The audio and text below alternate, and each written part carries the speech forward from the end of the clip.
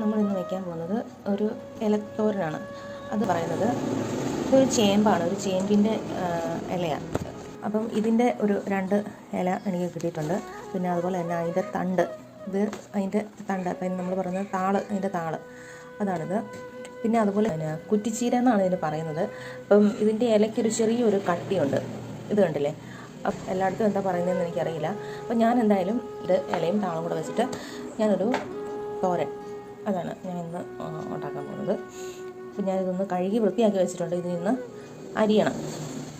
ഇനി നമുക്കിതിന് വേണ്ട അരപ്പ്, അതാണ് നമുക്ക് വേണ്ടത്. അപ്പോൾ അതിന് വേണ്ടിയിട്ട് ഞാൻ ഇവിടെ എടുത്ത് വെച്ചിരിക്കുന്നത് ഒരു മുറി തേങ്ങയുടെ പകുതി ഞാൻ ചിരകി വെച്ചിരിക്കുന്നത്. ചുവന്നുള്ളി, അത് ഒരു 5-8 കുഞ്ഞു ഉള്ളി എടുത്ത് വെച്ചിട്ടുണ്ട്. അതുപോലെ വെളുത്തുള്ളി എനിക്കിതിപ്പോൾ അത്യാവശ്യം ഇത്തിരി വലിപ്പമുള്ള വെളുത്തുള്ളിയുണ്ട്, ഞാൻ ഒരെണ്ണേ എടുത്തിട്ടുള്ളൂ. അതുപോലെ 4 പച്ചമുളക്, അത് നിങ്ങൾക്ക് എരിവിനനുസരിച്ച് നിങ്ങൾക്ക് ഇടാം.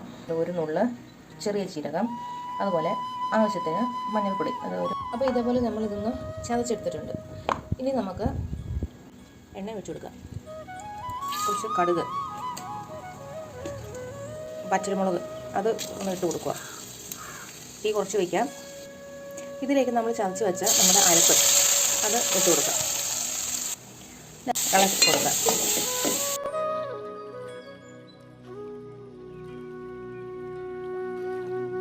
ഇതിലേക്ക് ഞാനൊരു തണ്ട് കറിവേപ്പില, ശരിക്കും ഇത് തേങ്ങ ഒതുക്കുന്ന കൂട്ടത്തിൽ ഇടുവാണെങ്കിൽ കുറച്ചും കൂടെ ടേസ്റ്റ് വരും കേട്ടോ.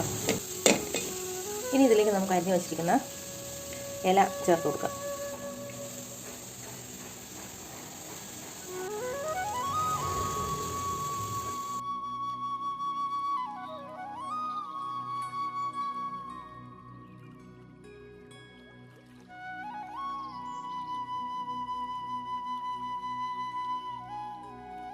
ഇനി ഇതിലേക്ക് നമുക്ക് ആവശ്യത്തിനുള്ള ഉപ്പ് ഒഴിച്ചു കൊടുക്കാം. പൊടിയുള്ളൊരു പൊടി ഇടുക. ഞങ്ങൾക്കിവിടെ കല്ലുപ്പായതുകൊണ്ട് അത് ഉപ്പിൻ്റെ വെള്ളം, ആവശ്യത്തിന് ഉപ്പ് നമുക്ക് നിരത്തി കൊടുക്കാം. ഇത് നമുക്കൊന്ന് വേകാൻ വേണ്ടിയിട്ട് ഒരു 2-3 മിനിറ്റ് നമുക്കൊന്ന് മൂടി വയ്ക്കാം.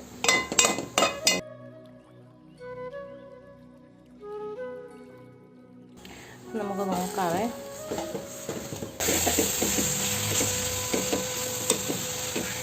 കണ്ടില്ലേ, അപ്പം ഈ ഇലക്കറിയൊക്കെ ആകുമ്പോൾ നമ്മൾ അധികം നേരം ഇങ്ങോട്ട് വേവിക്കേണ്ട കാര്യമില്ല. കാരണം അതൊന്ന് ആവി കയറുമ്പോൾ തന്നെ അത് നന്നായിട്ട് വേകും.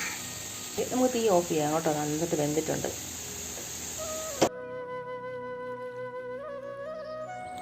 അപ്പോൾ ഇത് നമ്മുടെ തോരൻ റെഡി ആയിട്ടുണ്ട്. നമുക്കൊന്ന് കഴിച്ച് നോക്കാം. അപ്പോൾ വീഡിയോ ഇഷ്ടപ്പെട്ടാൽ ലൈക്ക് ചെയ്യുക, ഷെയർ ചെയ്യുക, സബ്സ്ക്രൈബ് ചെയ്യുക.